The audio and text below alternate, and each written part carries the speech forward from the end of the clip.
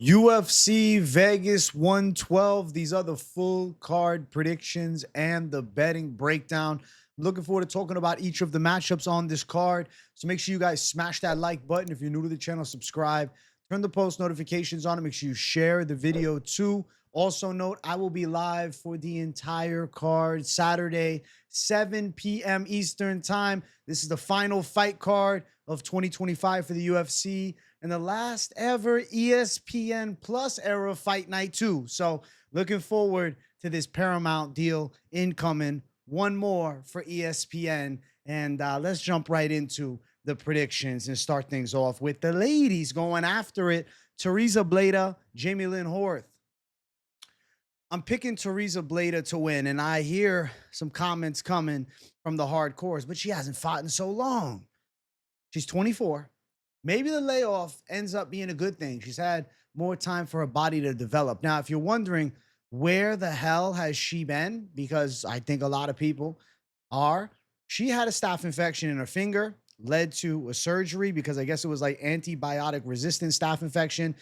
Then next thing you know, staph returns around her knee. Took her a long time to get back here, over 2 years, but she returns this Saturday. And I really have to say, I like her game. You look at her resume, okay? 1-1 in the UFC. Natalia Silva, a top contender, and Gabriela Fernandez, a top 15 contender. Her wins are actually really legit now in this modern era, even though she fought those girls when they were more up and coming. So I think Tereza Bledá definitely has some potential in the women's flyweight division at 24. I mean, she's a good grappler. Stance switching on the striking, more so using striking to get fights to the ground, has a pretty strong top game, does have good Brazilian jiu-jitsu. I would say submission threats are live. I mean, almost got Natalia Silva locked up, in the triangle armbar, round number 1 of their fight several years ago, and then able to control Gabriela Fernandez for 3 rounds.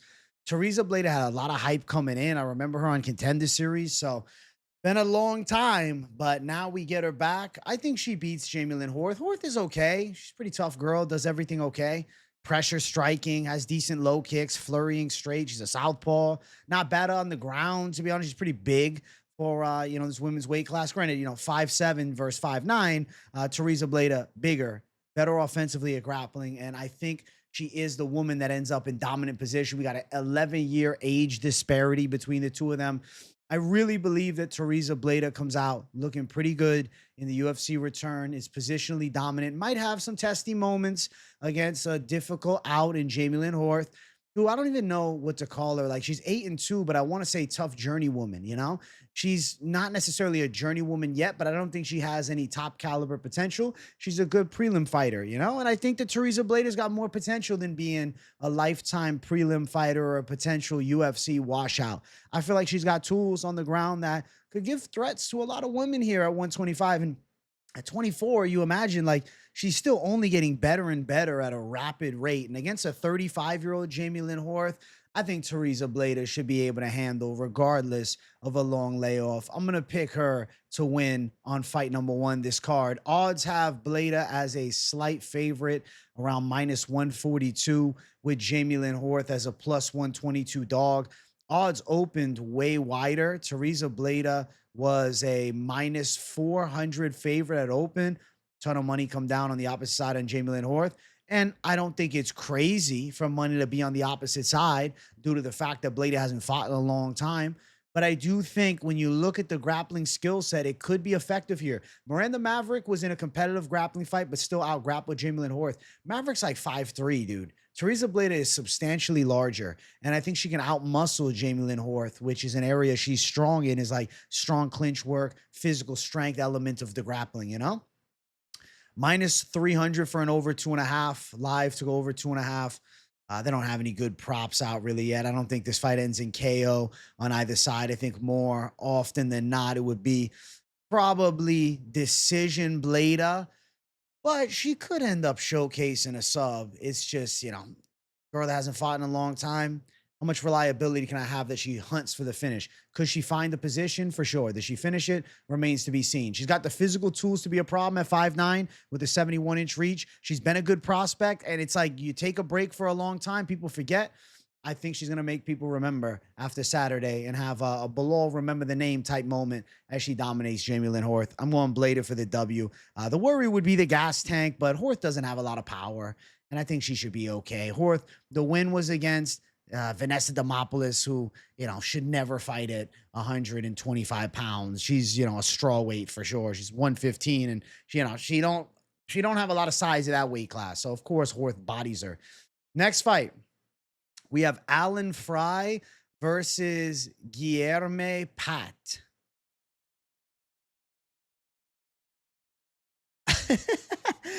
This is a Dana White's Contender Series fight on a UFC card.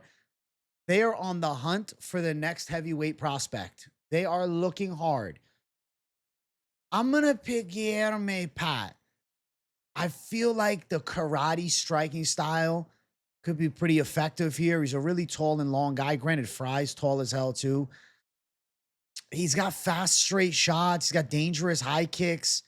Seems like one of the more light-footed heavyweights. Can make comparisons to like Cyril Gane. Obviously, I'm not saying he's the next Cyril Gane, but I like the bouncy stand-up for a big dude like Guilherme Pat. Alan Frye or AJ Frye. I'm picking against an AJ, which, that could be trouble. Alan Frye's got pressure boxing. He's got some power in his hands. Oh my gosh, I'm choking over here. He's got some power. I'm choking up, man. I'm getting emotional picking against an AJ.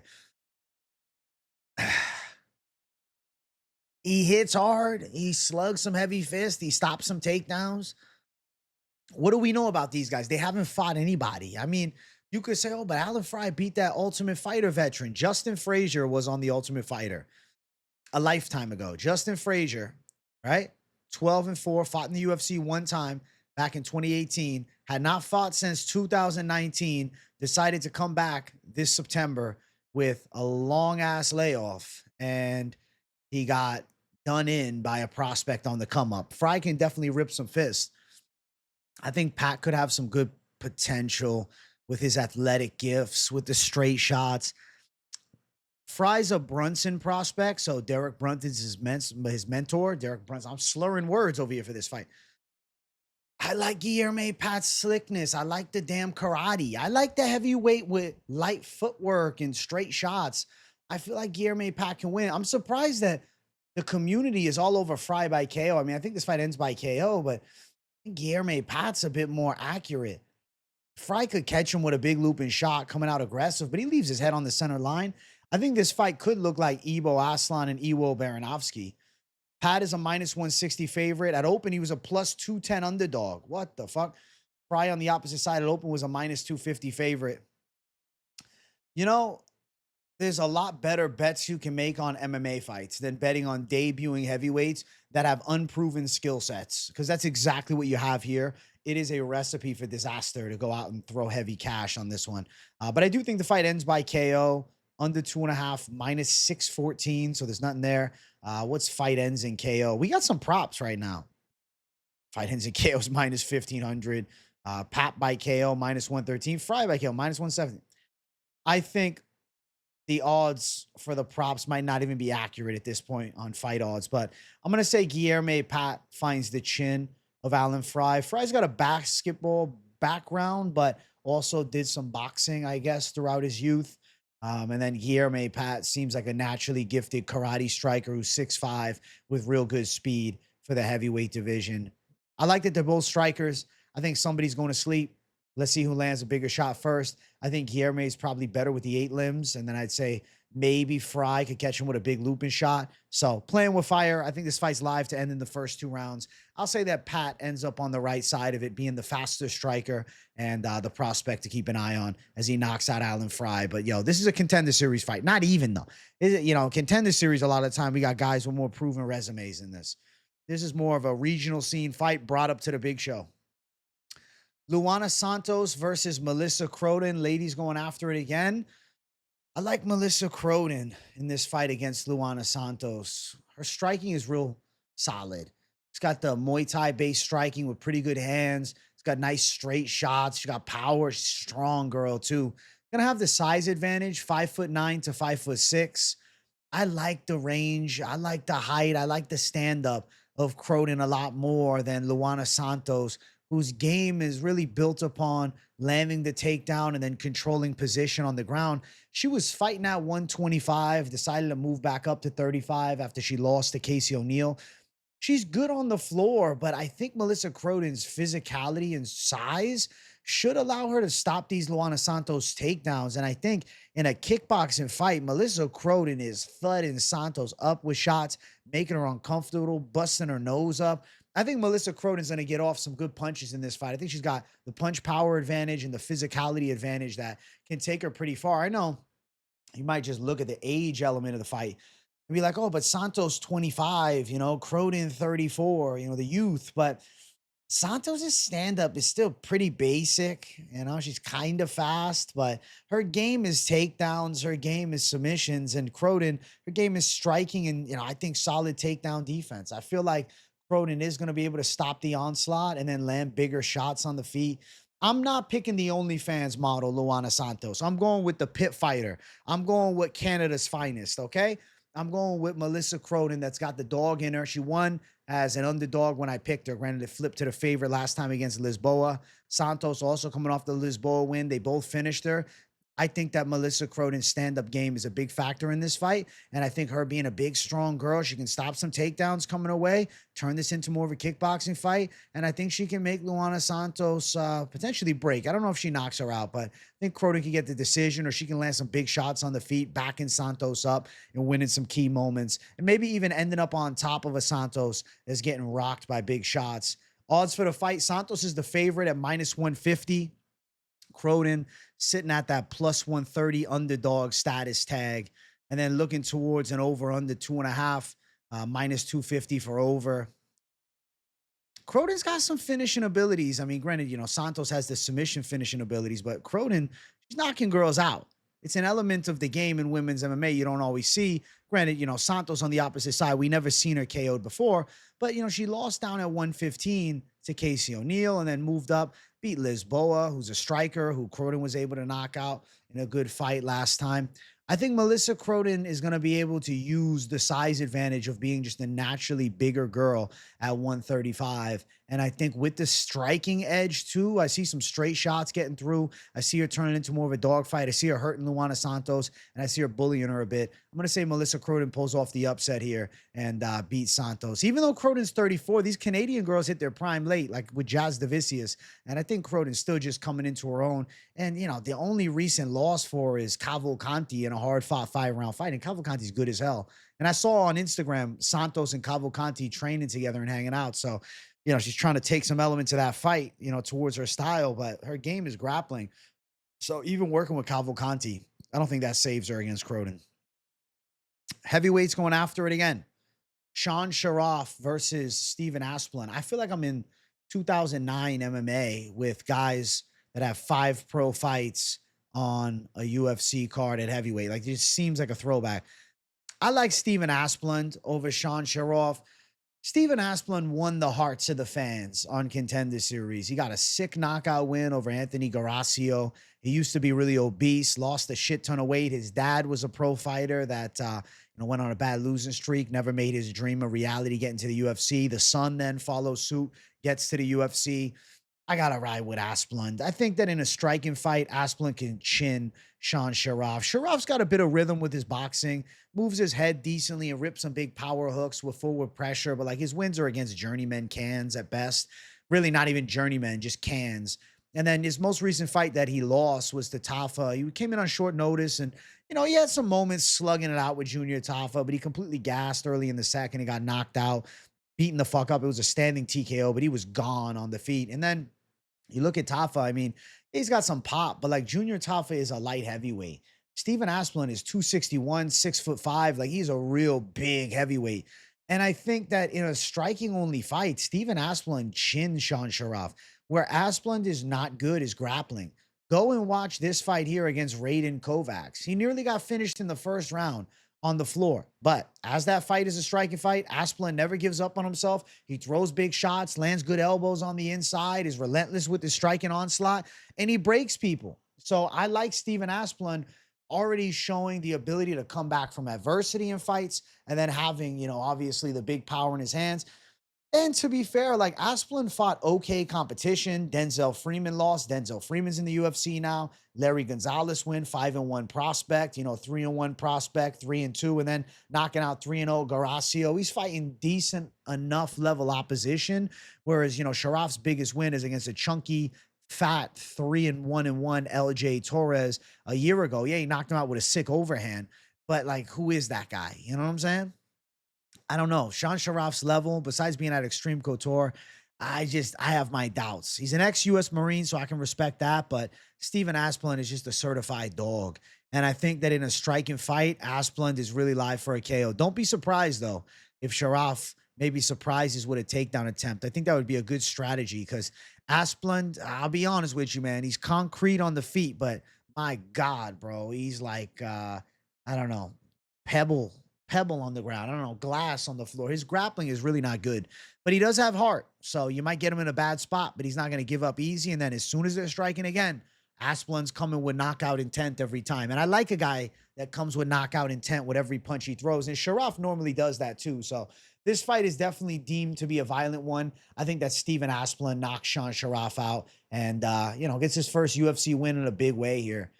Asplund's a minus 280 favorite. Sharaf sitting at the plus 240 underdog status. I think the odds are completely fair in this one. Under 1.5 is live at minus 170. I think Asplund probably finds the chin. Hey, it just moved. Minus 255 now. I think Asplund by knockout. I see him as the more dangerous puncher with the size advantage. And I feel like Sharaf kind of overly sits in the pocket and slugs. He's got some speed. It's not like Sharaf isn't good. It's just one of those fights. It's like, Steven Asplund, say what you want about him. He kind of went through a ringer of a hell in LFA and then gets the Contender Series fight. He's a big underdog and he gets a quick KO win.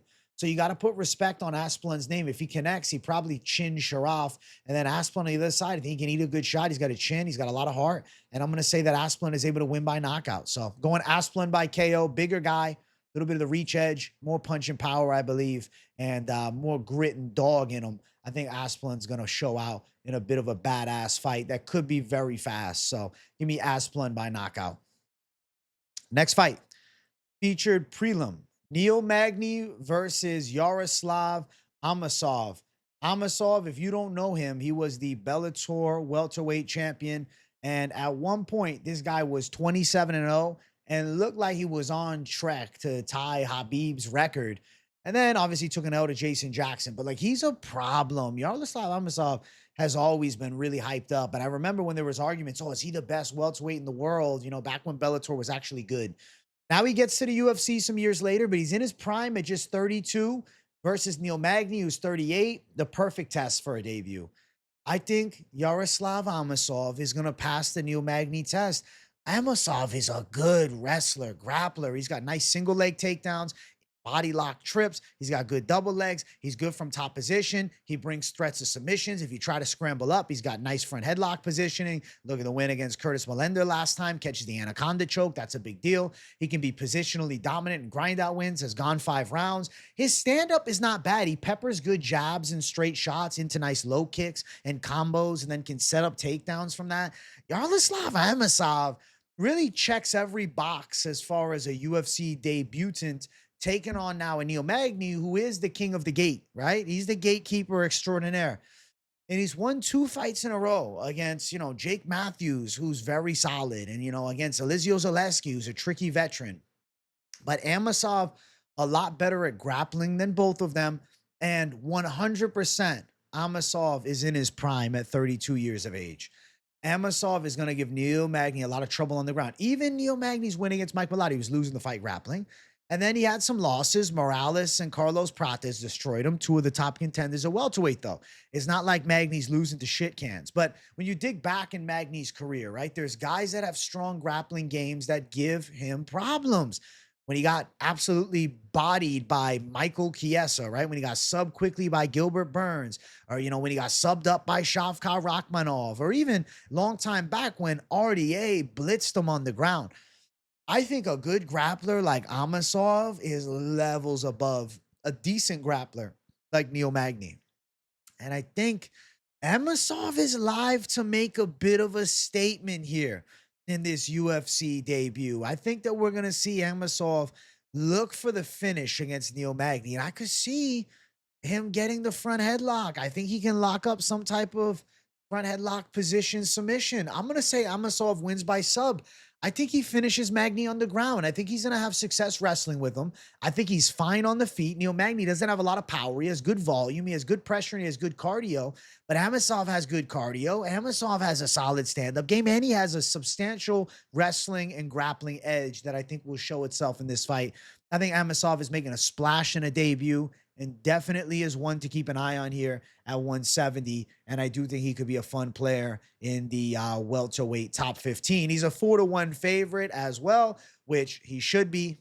I think he's going to finish Neil Magny plus 300 for Magny on the other side. And then looking towards the over-under here. Under 2.5 is minus 110. Over is minus 110 as well. Wow, even money on the over-under. I think we're going to see Amosov win by submission. If you look at his resume, right? 11 sub wins. I really feel like though Neil Magny has shown some good ground skills as of recent, there's been moments he looks good, beating Jake Matthews. He was also locked in the fucking Gilly, from Mount. I think we're going to see Amosov show out. I'm really looking forward to this debut. I think Amosov is able to back Neil Magny up, take him to the ground, and show him levels from top. I think Amosov makes a splash in his first octagon appearance and pulls off a submission win against the older Neil Magny. Still game Neil Magny, but this is just a really tricky matchup against a guy who, coming from Bellator, he's one of the best Bellator fighters of all time. Demands a lot of respect, Jason Jackson had a hell of a performance 2 years ago to shut him down and win. And since then, listen, he came back 8 months ago, beat Curtis Melender. And I think it's going to keep on keeping on here against Neil Magny. It's a stylistic matchup that I like for Amosov. So W Amosov submission in the feature prelim of the night. Let's jump to the main card. Make sure you guys hit that like button. If you're new to the channel, subscribe. And make sure you hype the video too. Joanderson Brito versus Melsik Baghdasaryan. I got Joanderson Brito all day. Joanderson Brito should be able to handle Melsik Baghdasaryan here. It's not time to write off Joanderson Brito completely after a controversial decision to Gomez and then getting out-grappled by Sabatini. Pat Sabatini's a monster on the ground. Melsik Baghdasaryan struggles with pressure. So, if you look at Melsik's skills, he has really, good mid and long-range kicking abilities. Definitely, a knack for heavy kicks to the body. Sharp from distance. And, he's got the southpaw stance to go alongside of it too. His stand-up is legit. He's a nice kickboxer, a bit of a bladed stance, more of that traditionalist kickboxing flow, right? And then on the opposite side, Brito, more power, Muay Thai, more tight, more shoulders forward, more explosive shots over the top, walking you down, throwing heat over the top, good takedowns that he mixes in, good jiu-jitsu. Now is not the time to doubt Brito, okay? Joanderson Brito lost 2 in a row, but he's a good fighter. Brito is good, man. This is a guy that beat Diego Lopez on Contender Series. I'll be damned if I'm writing Brito off here. I won't be. I think Joanderson Brito is going to be able to get this fight to the ground. Baghdasaryan, he was getting taken down by Tucker Lutz. You might not even know who Tucker Lutz is if you're a newer fan. You don't even know Tucker Lutz. You don't even know who that is, bro.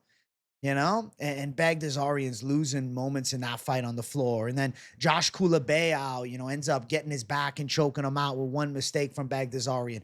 John Silva absolutely violated Baghdasaryan last fight. I think Brito bullies Baghdasaryan, takes him down, and threatens with a sub. Brito's got a good finishing game by submission, man. You cannot doubt the submission threat from Joanderson Brito. It is live throughout the entire fight. And then with the power and the clinch work, I think Brito is going to have a sharp performance. I'm really excited for Brito to get his get back here. And this is the right type of matchup. The Armenian kickboxer versus the powerhouse Brazilian with good grappling. Give me Brito to handle business all day. And I think he's live to win by sub too. Minus 240 for Brito. I agree with the odds.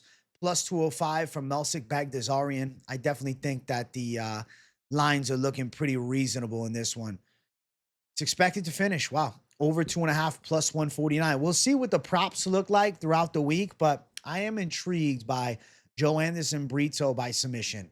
He got that ninja choke against Pierce. I could see him with a back take into a rear naked strangle here. I think this is Joe Anderson Brito's comeback fight. And I think that he's coming back in a big way here against the long-range kickboxer and Melsik Baghdasaryan. With Baghdasaryan, he needs time and room to work to make his reads. Brito doesn't give you that. He's relentless pressure. He's big power shots. He's takedown threats, and he's live submission game. So give me Joe Anderson Brito with a get-back W with a submission win over Melsik Baghdasaryan and getting right again. I'm excited for Brito, man. I'm looking forward to him getting back on track here heading into 2026. Next fight in the card, ladies going after it. Amanda Lemos versus Gillian Robertson. Whoo! My God. Good ladies fight. Lemos is coming in on 5 weeks' notice. Gillian Robertson was initially scheduled to fight against Lucindo. This is a worse stylistic matchup for Robertson. Lemos beat Lucindo and looked good doing it. I'm going with Lemos to win on short notice. This is a really tough fight. I like Gillian. I think that she has improved tenfold on a nice 4-fight win streak. And she's got like really dominant grappling, good takedowns, nasty top control, amazing with full mount and ground and pound and submission threats. Her ground skills are legit, but Amanda Lemos is hard as hell to take down. Now, I'm not saying Amanda Lemos never ends up on her back in this fight and you can't take her down, but watch the last fight against Tati Suarez. Suarez struggled bad with Lemos, and she's a really good wrestler. And Lemos stopped the vast majority of the takedowns, had striking success, took that third round. Granted, like Gillian Robertson, she mixes up her elements of fighting better than Suarez does. But I do think that Tati Suarez is the better pure wrestler. Robertson has strength from top position. She does have very good control. And like I like how she'll set up punches into the takedowns. But I think that Amanda Lemos can fight off some of these takedowns and land some big shots here. I think this is a really hard fight for Gillian. I know she's on a roll and like you want to pick the 30-year-old, but you know, everybody's picking against Lemos, but I don't know, man. Amanda Lemos, a plus 150 dog as well. What are the opening odds? Minus 110.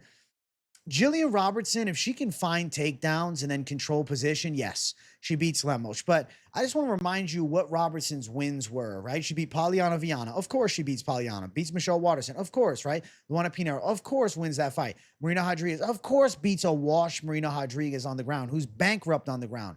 Lemos threatens with ninja chokes. Lemos normally has good grappling defense and can end up in top position. Yes, she got subbed up by Verna Jandiroba. And yes, she got pressured by Tati Suarez 3 months ago. Win-loss for a while. She's due for the win. And I think that Lemos can have some big striking moments in this fight. I think she can stop the wrestling onslaught of Gillian Robertson. And I think that if they are on the feet, she's landing big shots. She's definitely going to have a striking edge over Gillian in this one. And I'm going to say that Amanda Lemos is able to get back on track here and ends up getting the win against a tricky out in Gillian Robertson, who has a clear grappling advantage. But it's not just about the grappling advantage. It's can you get it there?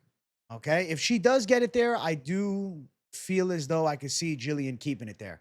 I can see her embracing the grind from top position. I can see her peppering some shots off on Lemos and then looking for a submission. But Lemos is sound with submission defense. Like, yes, she's been controlled and beaten on the ground before, but against the elites of the division as far as grappling goes, Weili Zhang, Verna Jandiroba, and Tati Suarez, as much as Gillian is on fire right now, is she of that level? It's hard for me to say yes. I think that Amanda Lemos is probably more motivated than ever, seeing Mackenzie Dern get the belt, who less than 2 years ago she got a win over. I'm going to say Amanda Lemos gets her get-back win. Even at 38, these ladies don't age the same as the men's division sometimes. And I think Lemos against Tati Suarez looked very good. And I'm assuming she's highly motivated and excited to have another challenge of grappler on the opposite side. And this one, you know, not going to have necessarily the size. Like Tati Suarez is one of the bigger girls in the weight class, right? Tati Suarez, what is she, 5? She's only 5'5". She looks way bigger than that. Tati Suarez is the same height as Gillian Robertson. It really doesn't look like that. I guess she's all legs. I think that Amanda Lemos should do all right here against Gillian and land some bigger shots. If she's on her back and getting grinded out, well, of course, she's fucked. But if it's striking, I think Lemos can have success. Robertson minus 175 on the favorite status, with Lemos is a plus 150 dog.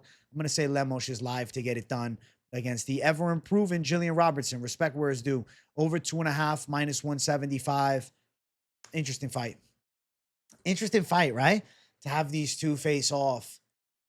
I feel like I'd favor Lucinda over Robertson. Not saying I'm using MMA math, but I'm like, okay, Lemos' stand-up game, her fighting off takedowns, she could even end up in top position. And then Jillian Robertson is going to get out kickbox. So give me Amanda Lemos at 38 years old to get back on track here and take out the surging Jillian Robertson on the main card. Next fight on the card, we have Kennedy Nzechukwu versus Marcus Buchecha. Oh, I'll go Kennedy Nzechukwu, man. I can't fucking pick Buchecha. He's got really good grappling. He's a Brazilian Jiu-Jitsu world champ, but it's MMA. When he was in one championship, I don't know, man. That drug testing protocol they do in one championship, I think is similar to the WWE's. I think it's all smoke and mirrors. Maybe he catches Nzechukwu in a heel hook, but Nzechukwu's the better striker. And Nzechukwu normally is pretty good with takedown defense. And Nzechukwu's one of the faster heavyweights, too. He's pretty smooth on the feet. Got good leg kicks. He's got good straight punch. He's got really long reach. He's tall as hell at 6'5". Southpaw stance as well. Can be patient. Got good clinch work. If Buchecha's shooting slow takedowns like he did against Boudet, like I think that Nzechukwu sees that shit from a mile away. Like Buchecha, he's got the threat of grappling, and if it gets there, but I just don't love his chances of getting there against Nzechukwu. It's hard to put down. And it's not like Nzechukwu hasn't got submission wins in his fighting career. And then you got the striking advantage for Nzechukwu. I'm just not feeling it with Buchecha. Could he end up finding a submission? Sure. Buchecha by sub, if you're going to bet on that, it's not a crazy take at all. You know, Buchecha takes his back or he drops for a heel hook like Walter Walker did. But what are the odds? 2 fights in a row and Nzechukwu gets heel hooked. As many grappling matches as Buchecha has, he's a 5-2 MMA fighter versus Nzechukwu, who's got 20 pro MMA fights, who's got a legit stand-up game, who's been fighting in the UFC for a very long time. He's going to have a punch power advantage. He's going to be the lighter guy probably come fight day. He's going to be lighter on his feet. He's going to be able to stop the takedowns using his size, striking from range. I feel like Kennedy Nzechukwu is the sharper blade. And like Buchecha has the sub chance, but he's got to get it there. What happens when the takedowns fail again? I don't like how he falls to his back. You know, against Boudet, he was doing it. Granted, you could say, oh, but Boudet, you know, is deceptively good. It's true, he is.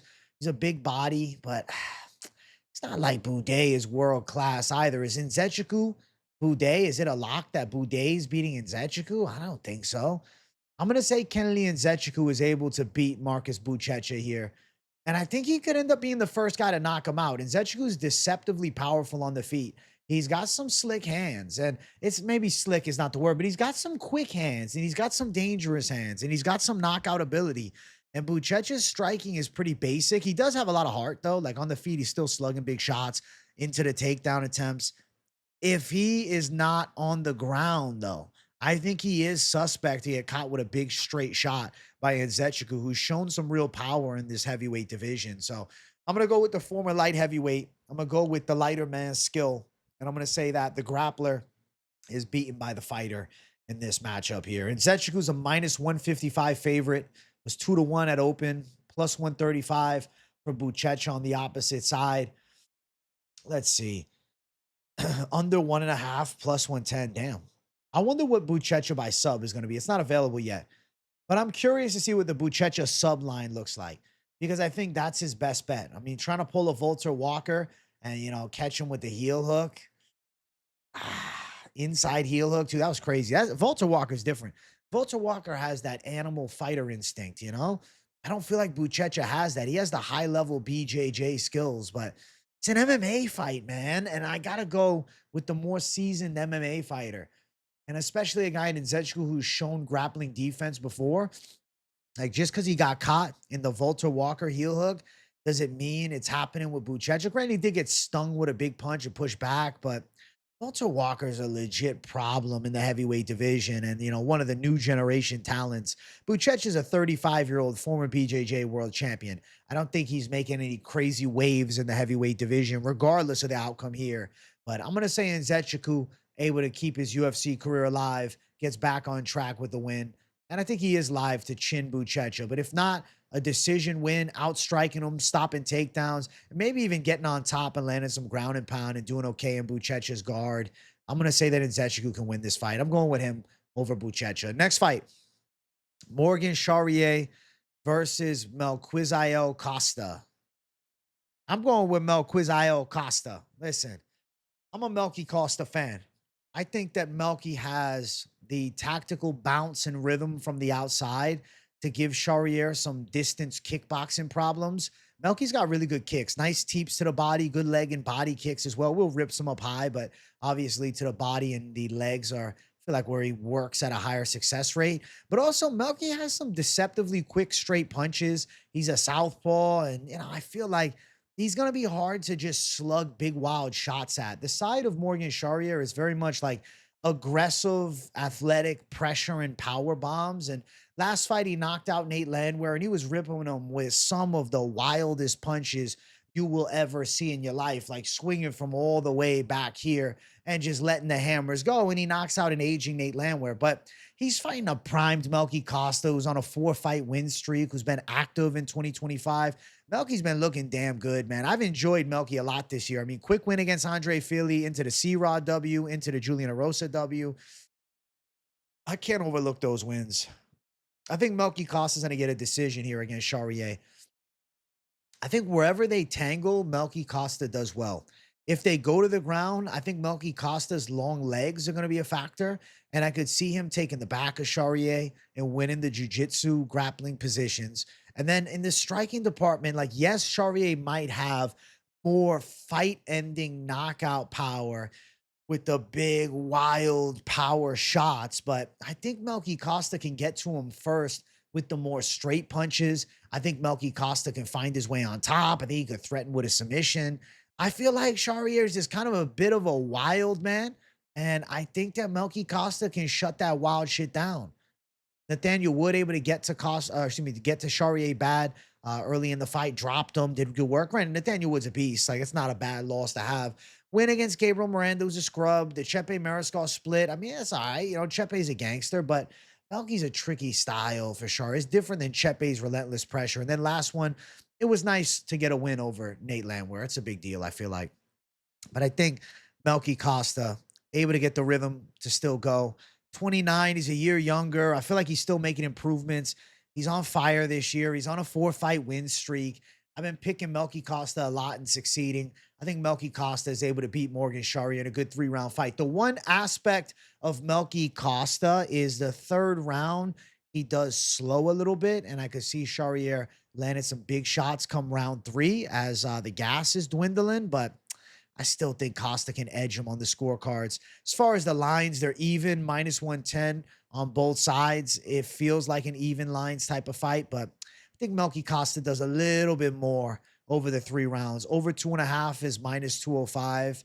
I just like the Melky Costa chance to win. He's an even money favorite. If you've been betting on Melky Costa this year, if you've been believing in Melky Costa this year like I have, and you know he's going to fight for your money, maybe you're like, hey, at even odds, I'm interested. Or maybe you're going to wait. Maybe the lines flip. Maybe some money comes in on Charriere. But I could see Melky Costa being a slight favorite come fight day.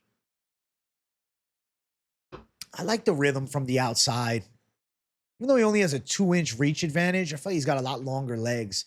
And I feel like his distance striking is better than Morgan Charriere. So I'm going to go with Melquizael Costa to stay undefeated this year, to push it to 5 wins in a row, and to go out and technically outwork Charriere in a good back-and-forth 3-round fight where there'll be some testy moments, but I think Costa can overcome and then bring more of a storm. So Melquizael Costa for the W in this one.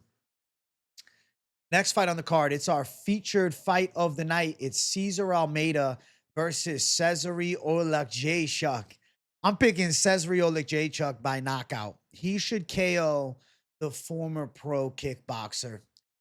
Cezary Oleksiejczuk burst on the scene on Contender Series, made it look so easy against Theo Hogg. Weird stoppage, right? The shots were to the side of the head, but then the referee's like, oh, we got to watch the replay. Nah, it was a clean stoppage early. Oleksiejczuk, he's the brother of Mikhail Oleksiejczuk. He's like the super Oleksiejczuk. He's got the long reach. He's got the height. He's got the striking from long range. He's got the hand speed. Both Oleksiejczuks can box, but I'm telling you, Cesar is a better version of what his brother has. And his brother's always been a tricky boxer, but like I think that Cesar Oleksiejczuk can do it all. He's got that slanted southpaw stance, boxing heavy style, good straight punches with nice timing. Boxes like a damn pro boxer. Like he looks seasoned on the feet. You can see a lot of work with the hands with his brother over the years. And at 25, my God, it's paying off. Working with the Fighting Nerds team, the grappling game, I believe, is also an advantage. Like Cesar Almeida, you could see on his back getting out grappled, getting worn down by Cesar Oleksiejczuk a bit. There's a possibility that Cesar decides to mix in some wrestling in this fight. But I don't know if he will because his style is violent striking. Now, Cesar Almeida is a good kickboxer. Cesar Almeida has nasty speed from distance, good kicks to the body, good movement, good hooks on the inside. Look what he did to Abdul Razak Al-Hassani. He has real power, but he also can be a tactician as well. He's got good takedown defense. That's something about Almeida that I'll give credit where it's due. He definitely has pretty solid grappling defense for a guy that, you know, comes from the primary base of stand-up. I just think Cesar Oleksiejczuk won't even need the grappling necessarily. He could use it to then open things up on the feet, but I could see him wanting to strike with Cesar Almeida, and I can see him knocking Cesar Almeida out. Almeida's been dropped in the UFC. He got dropped by Kape. He got dropped by Abdul Razak Al-Hassan last time. He was hurt bad, too. As Al-Hassan was swinging wild, he catches him with the counter left hook and chins him. I think Cesar Oleksiejczuk can knock Almeida out and be the first guy in MMA to chin Almeida. Kopylov also dropped him. Yeah, I think this is a Cesar Oleksiejczuk chance to really shine. Big opportunity. I mean, debut against a guy that's also a Contender Series winner and 3-1 in the UFC on a 2-fight win streak. Like, this is a very tall task for Cesar Oleksiejczuk right away. But I think it's because this is his 20th pro fight. And at 25, yeah, he's still on the younger side, but like, can be a guy that makes waves in 2026. And like with another win, a little bit into quarter number 1 or quarter number 2 of this year, you could see a guy like him getting a shake into the top 15. I'm going to say that Cesar Oleksiejczuk gets a highlight reel KO. And I think he's the first guy to chin Cesar Almeida. Looking at the odds, Cesar's -175, Almeida +150. I agree with the odds. I think Cesar should definitely be a favorite because if need be, he could be the better MMA fighter. Land takedowns, get on top. Like, it would not shock me if he decided to wrestle Cesar Almeida, but something's telling me the Oleksiejczuk blood, they want to show hands, and I think he could definitely show out with hands in this one. The under is +140. What is the opening odds? Cesar Oleksiejczuk opened up as a +170 underdog. Wow, to see him flip to -170, that's interesting. I think Cesar Oleksiejczuk is a really blue chip prospect. I feel like he's one of the best guys coming off Contender Series this year. I was blown away by what I saw from him outside of the UFC. It's not like he doesn't have good wins outside of the UFC. Piotr Struss took out a guy that's like a notable European journeyman, right? Beat Tom Breeze, who was in the UFC at one point, and then destroyed Theo Haag, who was undefeated. I think Cesar Oleksiejczuk is a nightmare matchup for a 37-year-old kickboxer in Cesar Almeida. And I think that the kickboxer might be looking up at the lights after getting stung by a violent blitz by Oleksiejczuk, who has some serious hand speed to go alongside of the true boxing skill and knockout power. So Cesar Oleksiejczuk by KO, and I'm looking forward to it. Next fight, co-main event, Kevin Vallejos versus Giga Chikadze. I'm going with Kevin Vallejos. I think that it's the final run for Chikadze. Like, he's holding on to it. He's 37, but he's showing those signs of slowing down. Even though he comes from the high-level kickboxing base, guys have got to him on the feet in more recent years. I think Vallejos is going to have a lot of striking success. He's a very much like pressure first, heavy boxing, kickboxing style. tight stance with big power shots over the top, good darting in and out of range, and then closing the gap, throwing big shots, backing people up, pressure style, kind of leading the dance and winning the battle of real estate is what I see for Kevin Vallejos. And an older Giga Chikadze, I can see him a bit passive as, Vallejos is landing big punches in combination. I can see Giga getting hurt and then forced to, circle out and kind of stay away. And then Vallejos walking him down with more big shots. I think that Vallejos outstrikes the former high-level kickboxer in this one here. I really say Vallejos coming together nicely. I mean, he's got good punch combinations. He's got a good ability to close the gap with power shots. He's consistent with mixing up strikes, which I like, with the punches and the kicks. Does it all pretty well. And also like pretty jacked and strong, kind of like a little cinder block at 5'7". I see him walking the taller and longer Giga Chikadze down and landing some big shots on him. And Giga Chikadze, I mean, prime Giga was terrifying. The Giga kick is crazy. He's got some of the best body kicks in the game. He's nasty from the mid-range. But I'm telling you, go watch the Onama fight. He's showing signs of slowing down. I wouldn't be surprised if Kevin Vallejos is like, you know what? I want to show some wrestling here. I'm taking on a high-level kickboxer. Let me use my MMA game. And I think that his MMA game in his youth is going to lead him to the win. I think he's better at wrestling than Giga Chikadze. I think he could take Giga down. I think he can beat Giga up from top if he wants to. Obviously, we've seen a lot of Kevin Vallejos striking, and with that, he has big knockout power, but he also showed that he can win a decision against a good boxer in Danny Silva last time out. I think Vallejos forward pressure style, landing bigger shots, kind of bullying Giga Chikadze around the cage a bit, and maybe deciding to mix in some wrestling, get on top of him, work a bit of ground and pound. I think that he's going to be winning the battle of real estate, and I think that should lead him to the victory this Saturday. I'm going to go with Kevin Vallejos in this one. He's a minus 240 favorite. I agree with the odds. I think he should be a minus 240 favorite against an aging Giga Chikadze. Giga sitting at plus 205 as an underdog. I can't have faith in Giga. Over 2.5, minus 145. Listen, it's a big deal. If Vallejos knocks out Giga, it's crazy. He does have 11 wins by KO. But Giga Chikadze is not a chinny fighter. Look at his MMA career. Never been knocked out before, right? He's got 4 decision losses, then 1 sub loss way back. I remember it was on the Contender Series against Austin Springer. I remember watching that shit live. I remember arguing with my brother that I was more shredded than Austin Springer. It was when I was first getting into fucking working out. Holy shit, that's a throwback for me. Giga Chikadze stand-up, listen, always going to be good even at 50 years old. But there's a difference fighting, a primed, hungry up-and-comer who's also good at striking. Is going to be getting in your face, walking you down, winning the battle of real estate. I just can't see Chikadze stiff jab from long range, keeping space, throwing the body kicks, hurting Vallejos and keeping him off of him. I don't think that's what Giga can do at 37. I think he's going to struggle with the pressure and struggle with the hand speed and struggle with the striking mix-up that Kevin Vallejos puts together with stringing shots to the body, to the head, and with the kicks, etc., etc. And I think even the takedown threat's going to be live. So I think cinder block Vallejos' head, can handle some of the aging Giga shots, walk him down, hurt him, and probably win a decision, though. I love to say knockout, but Giga's got a chin on him.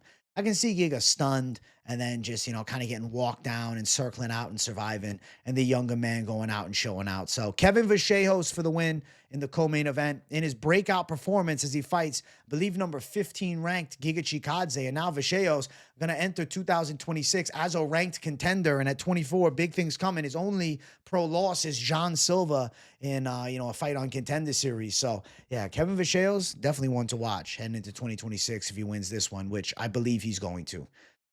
Now it's time for the main event. If you guys are watching and enjoying, make sure you smash that like button. If you're new to the channel, subscribe, and make sure you hype the video too. The last fight of 2025 and the final fight on the ESPN Plus UFC era, okay? Brandon Royval versus Manel Kape finally, after 2 previous cancellations, goes down this Saturday. Fingers crossed. I am picking Manel Kape. I'm picking Manel Kape. I love me some Raw Dog Royval. I picked him against Tyra. I was right. He was a big underdog, and he was my underdog lock that week. But I knew the last one. I said, man, Van on short notice is going to be too much for him still. Van comes through. You guys know I'm a Van's witness. Say what you want about the Pantoja fight. I did call Van as a savage dog lock last week, and I know people were mad at me because I was happy about the win. But listen, we can talk about that at the end, regardless of the outcome and how it went down. Manel Kape He's a fast stand-up fighter. One of the few guys in boxing that I could see matching the output and strike rate and the precision of like a Joshua Van. I think Manel Kape is the sharper striker. Royval has good volume. Royval is a good slugger. Royval has heavy leg kicks. Royval has good flurrying combinations. He sits in the pocket. He's willing to slug shots. He's got good knees, body, and head. Watch for him. Good elbows on the inside. I mean, even the spin he landed on Cara France years ago. Brandon Royval is a very creative striker, and he also has good jiu-jitsu too. But Manel Kape is going to be landing a lot of head strikes here. The element of Brandon Royval that I think gets him into trouble in this fight is him being a little bit overly willing to engage in the pocket. And with the head on the center line and Kape having the hand speed advantage, I think Kape is going to be getting some good strikes through the guard, man. Another element of this fight that I think is interesting is that there's a big height advantage for Royval, 4 inches taller, but the reach is identical. I could see Brandon Royval punching down at Manel Kape, getting caught with some shots over the top in range. Manel Kape also has a gift of footwork. I mean, the way that he moves, it's almost like he's on skates as he's darting in and out of range, moving laterally, creating angles. Like, Manel Kape is a very one-of-one striking style. He's phenomenal in the stand-up department. And I think he's going to land a lot of significant headshots on Brandon Royval. Not saying Brandon Royval won't eat them, slug hard shots back, and have some success, but the sharper blade and the more precise striker is Manel Kape in this fight. And I think he's going to have a lot of success in the stand-up department here against Brandon Royval. I think it's going to be hard for Royval to keep that strike slugfest going with them and succeed. Like, I see him busted up. I see him getting stung. Like, sure, you can say, oh, Royval will land too. Yeah, he will, but Kape will land with serious impact, with brutal intent. Whereas, like, Royval is going to have to catch him with something creative, I think, to do serious damage, because Manel Kape minds his P's and Q's well from a defensive standpoint in striking. He has good blocking, good head movement, good parrying skills. He sees shots where he's got very good reflexes. You can see that he has just a natural eye for the punches coming at him, and it's a lot more of a natural skill that he has than Brandon Royval, who eats a lot more headshots. I think Royval sometimes comes into range a little bit stiff, and I think that is what cost him ultimately against Joshua Van when he got dropped late in that fight. And I think he can get thudded up by some big Manel Kape shots in this one here. I could see him potentially hurt too by Manel Kape. We got 5 rounds to work, which is going to be good. Where Royval finds success is I think he needs this fight in a grappling entanglement. Manel Kape has very good takedown defense. I mean, Muhammad Mokaev couldn't control Manel Kape, really. I mean, he took him down and pulled his pants down, right? Had some striking moments, threatened with takedown, but Manel Kape was very close against Muhammad Mokaev. And Mokaev, I mean, let's be honest, bro, he cheated bad grabbing the shorts. Like, they could have took a point. That fight could have easily been a draw if the proper penalization was done, but it is what it is. And that's, bred Dagestani pressure wrestler, and Mokaev not really able to have success controlling Kape and doing any type of real offensive damage or anything like of that magnitude. So now I got Brandon Royval, who's got some wrestling, but he's not a high-level wrestler. He's got good jiu-jitsu, and he's got long limbs, and he can be tricky on the ground, but how does he get him there? He's going to need to probably knock Manel Kape down to get on top, or potentially a clinch to a scramble, to a back take, to a, some type of cage position where he can jump the back and then threaten with a rear naked choke. Like, Royval taking the back of Manel Kape is something he should look for. I think that Royval's long legs are going to lead to success from a body triangle position, but I just don't think it's likely that Brandon Royval is getting the body triangle on Manel Kape. Manel Kape at 32 years old is primed. I think this is going to be a real scary Manel Kape. Not that Royval at 33 isn't primed. He absolutely is too.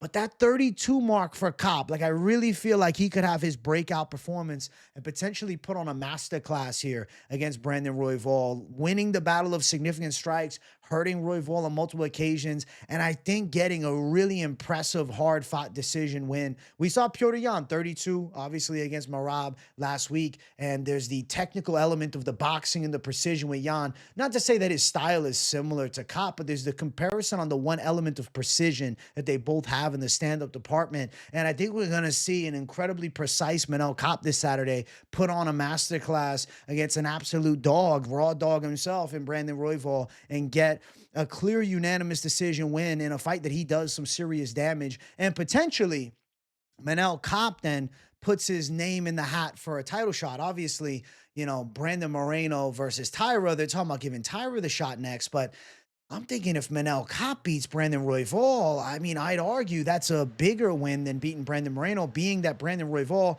has a win over Brandon Moreno more recently than Moreno had beaten him several years ago when the shoulder went out of Royval. I think that Manel Kape and also Tyra, having the loss to Brandon Royval, an element that people are probably forgetting that happened, back a year ago. So if Manel Kape wins, it almost feels like if it's not Pantoja, it'd feel like Manel Kape on the UFC roster would be the most deserving guy.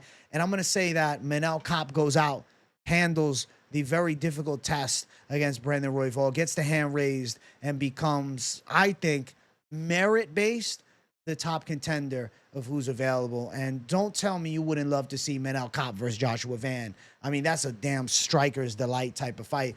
And I do think Kape is one of the few that can box with Van at a high rate for 5 rounds and find some success. And I'm a Van's witness, but I'm just saying, Kape's a hell of a fight for him. So, yeah, I'm going Manel Kape to get it done in the main event to close out the year. The odds for the fight, Kape is a huge -300 favorite. It's unfortunate to see Kape as such a big favorite against Raw Dog Royval. I wish the odds were closer. It'd make for more fun back and forth about it. But I agree with the bookmakers, man. I'm seeing the Manel Kape significant strike advantage, the cleaner striking, the takedown defense. I don't think Royval gets to his back. I think Kape has the bigger moments throughout the fight. I think Kape does more damage throughout the fight. And I think Manel Kape is taking home the biggest win of his life. And I'm going to say that he thuds up Brandon Royval in a hard-fought 5-round affair. Manel Kape will be the better man at the end of it. The over 3.5 -135. I do think it is live to go into the later stages. Kape has power, but to be fair, eye poke against Bruno Silva into the stoppage. Granted, he was fucking Bruno up, eye poke, and then beat up Asu Mabayev, but Asu's running from him, ref jumps in, kind of a weird stoppage. Manel Kape has power for sure, and he can hurt people, but it's not one-shot insta-KO power. It's do damage and stifle your offensive attack and kill your confidence type of power that Manel Kape has that I think is going to be effective here against Brandon Royval, who several fights in a row, like we're seeing him very willing to sit in the pocket and slug, and it did cost him big late against Joshua Van. And I think against Manel Kape, Kape could have a big moment where he puts Royval down. Knocking Royval out, I think, is like guaranteed. Like, you got to give him the title shot next. But even just winning a hard-fought decision, even if it was a goddamn split. But I think it's not split. I think it's unanimous.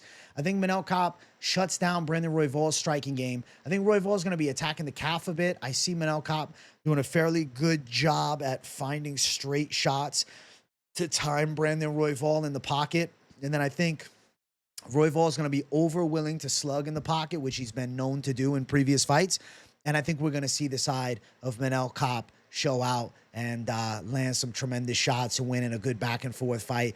Fight off some takedowns, maybe even fight off some bad positions. I'd love to see Royval get his back and Kape fight out of it. Just, how the fuck is he going to get his back? I don't really think Royval has a high likelihood of success rate taking Kape down. I think it's going to be a striking fight, and Kape wins the striking fight, and he lands some big shots throughout.